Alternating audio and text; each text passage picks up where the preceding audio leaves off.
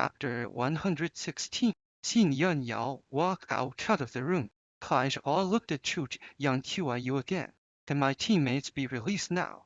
But that extreme way in your team. I'll handle it. Chu Yang Qiu nodded.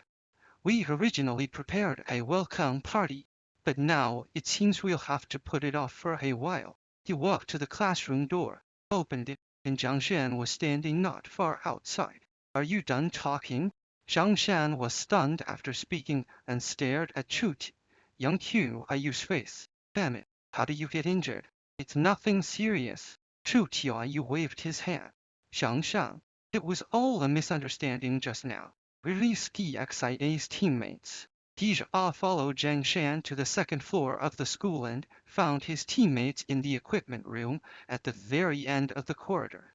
Chu Yang Qiu was quite cautious in his actions. He didn't lock them up.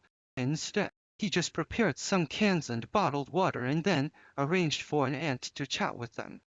The ant had both a boot and stamulant and a cross around her neck, and it seemed that her beliefs were rather complicated. She was pulling Officer Li at that moment and telling him examples of how the gods in the village helped the police solve cases. Qizhou, you're here? Officer Li stood up first when he saw Qizhou, as if seeing a life-saving straw.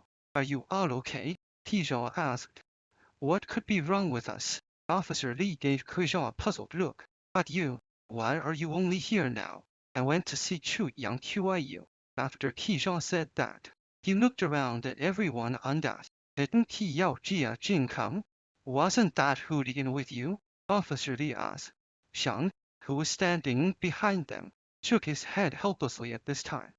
That mad dog is in another room. I already told him that if he didn't fight, he would be given food and drinks, but he just wouldn't listen. Under his guidance, Tija found Yao Jin again. He seemed to be fine except that he was very angry. Hey, liar!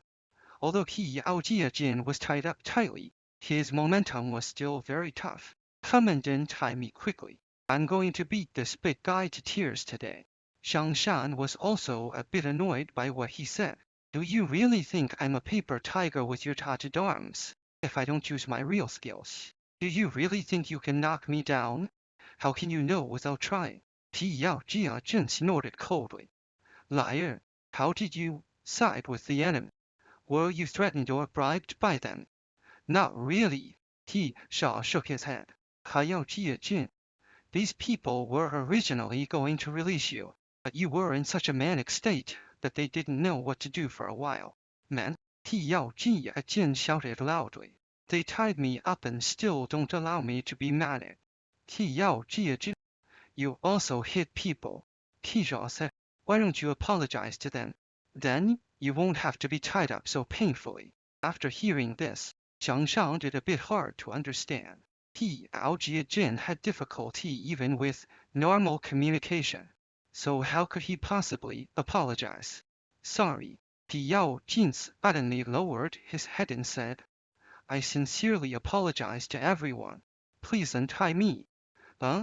Zhang Shan was stunned and pointed a finger at Yao Jin. I thought you were a man of principle. How could you apologize in an instant? I heard that if I apologized, I would be untied. Suddenly, I felt that everything before was my fault. Yao Jin smiled naively. I'm just like this. I've always been able to bend and stretch. After Yao Jin also returned to the team, according to Zhang Shan's guidance, everyone came to the room at the northernmost end of the first floor. Chu Yang Qiu assigned a classroom to the 9 people. Many daily necessities had been placed in the classroom in advance. There were several old but fairly clean quilts, a small amount of bottled water in cans, as well as 2 lighters and a flashlight.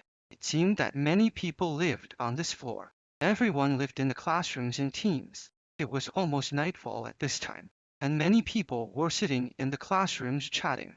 Compared with KXIA's previous life like surviving in the wilderness, life here was like heaven and earth. They came into the classroom, laid out the beds first. Yao Jin lit a bonfire in the middle of the classroom with an old iron basin. Officer Li brought several cans.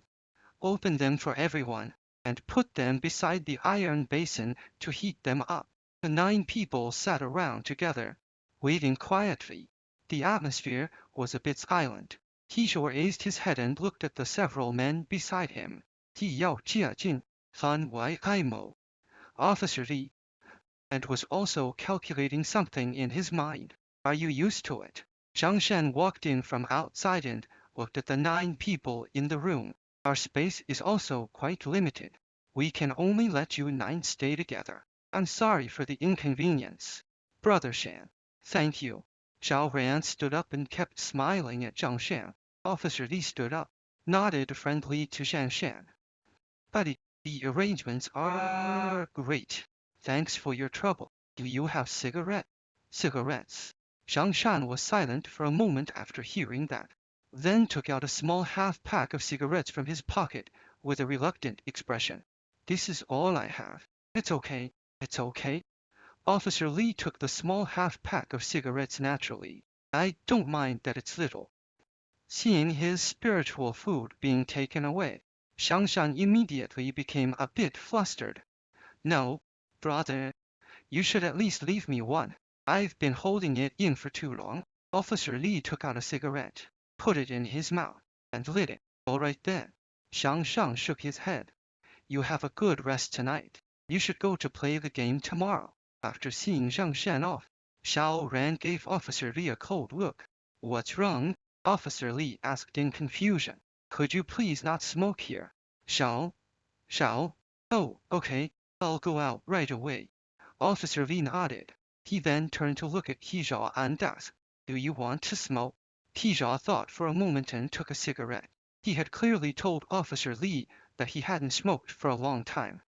Han Wai Mo, do you smoke? Officer Li looked at Han Wai Mo again.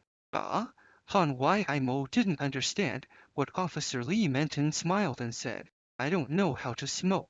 I'll teach you. Officer Li directly put a cigarette into Han Wai Mo's mouth. It's not difficult. You'll learn it in the blink of an eye. After saying that, he looked at the remaining people and said, It's really not appropriate for the 3 of us to smoke here since there are people who don't smoke. Follow me. Tizhao understood what Officer Li meant at this time.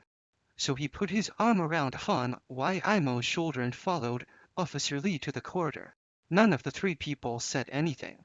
They kept looking around and walked forward cautiously.